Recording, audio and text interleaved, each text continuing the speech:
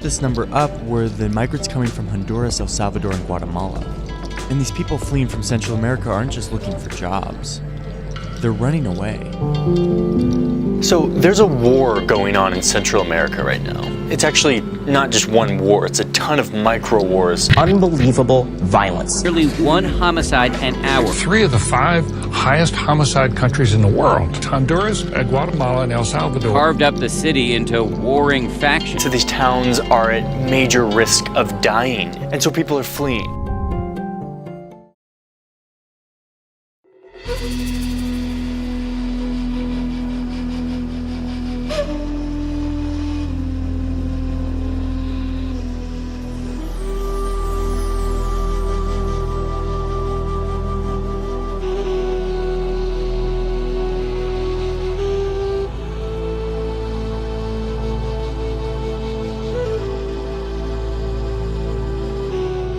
Bueno, el modelo de trabajo de Techo inicia con estas mesas de trabajo junto a las comunidades. Nos reunimos con los líderes comunitarios donde son ellos mismos quienes identifican la problemática que quieren abordar en su comunidad.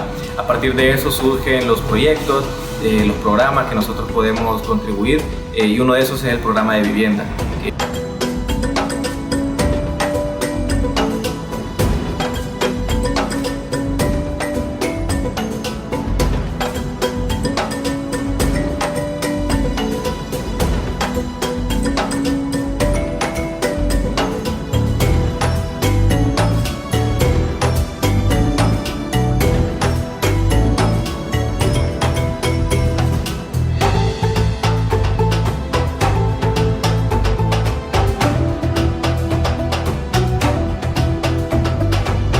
Señores, yo quiero cambiar esta realidad, porque soy pobre, porque no tengo dinero, pero sí soy rico en pensamiento, sí soy rico en coraje y quiero cambiar esto. Para nosotros fue un logro poder decir, señores, aquí estamos y queremos trabajar por ustedes, queremos trabajar por cambiar la realidad de nuestro país. Yo creo que con Techo podemos alcanzar muchos proyectos, muchas cosas que nunca las habíamos logrado en ningún momento. Las herramientas que brinda Techo es en capacitaciones en oficio, ya sea en panadería, cosmetología, mecánica para los jóvenes. Techo llegó, se quedó, continúa y creo que hasta ahorita seguimos cambiando la realidad de la comunidad. Seguimos mejorando bastante la comunidad.